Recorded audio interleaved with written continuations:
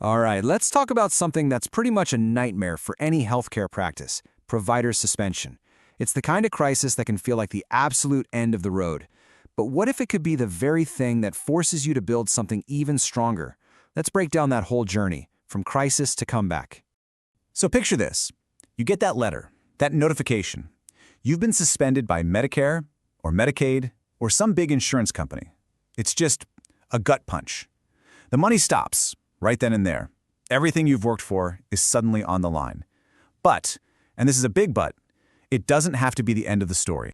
You know, before you can find the cure, you have to understand the diagnosis. So first, let's really get into what a suspension means and the kind of immediate chaos it creates for a practice.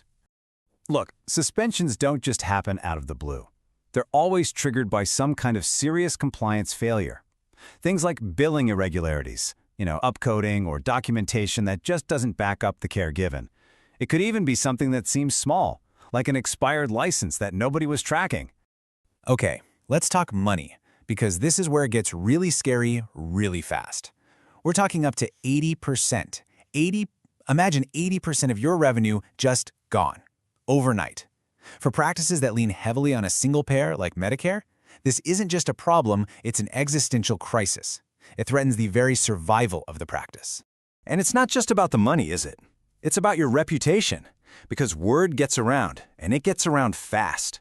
Suddenly, the trust you've spent years, maybe decades building, just evaporates. And we're not just talking about patients. This ripples through the entire medical community. And we absolutely cannot forget the human side of this. For a doctor, a nurse, anyone who's dedicated their life to caring for people, a suspension feels like a direct attack on who they are. The stress, the anxiety, it's immense. And it's a huge part of this crisis that we have to acknowledge. So, you're in this massive hole. How in the world do you start to climb out? Well, the path to recovery really begins with one single, incredibly important step. A brutally honest look at what really went wrong. This is the turning point. Now, this is not about pointing fingers or finding a single person to blame. A root cause analysis is like a full medical workup, but for your practice. You're not just putting a Band-Aid on the symptom, the suspension.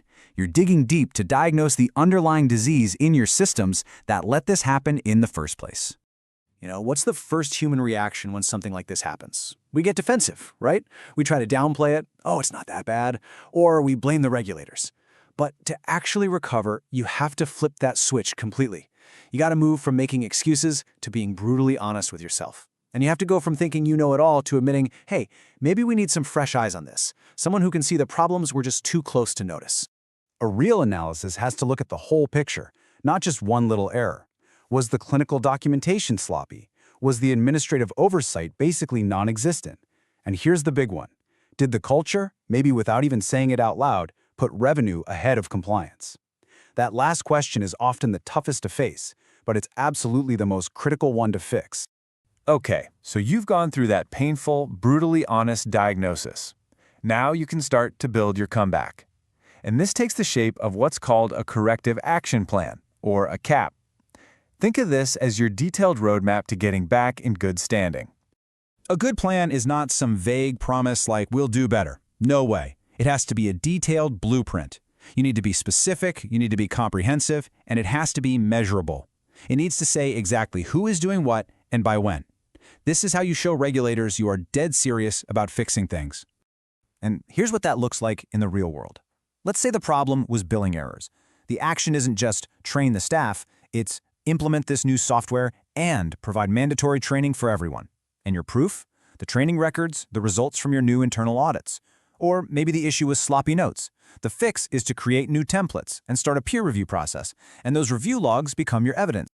So you've submitted your plan, but you're not out of the woods yet. You're not reinstated.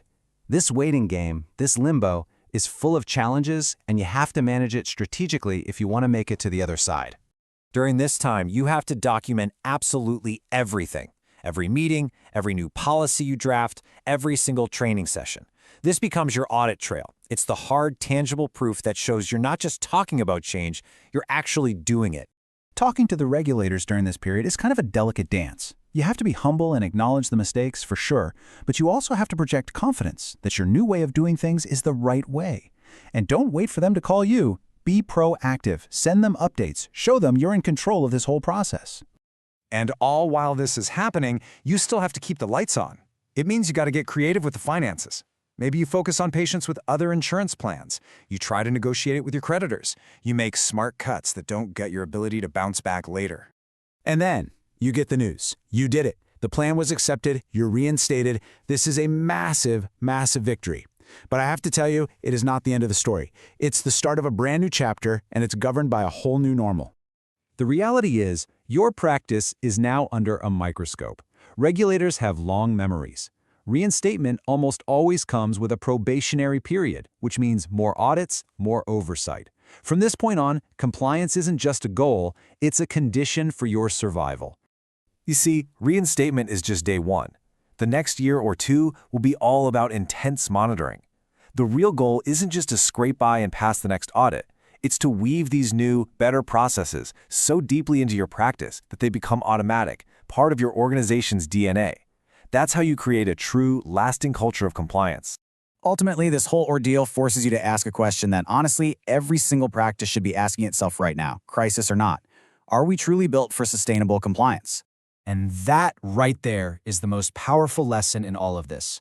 The practices that come out of this stronger are the ones that see suspension not just as a failure to get past, but as a painful and necessary wake-up call for real change.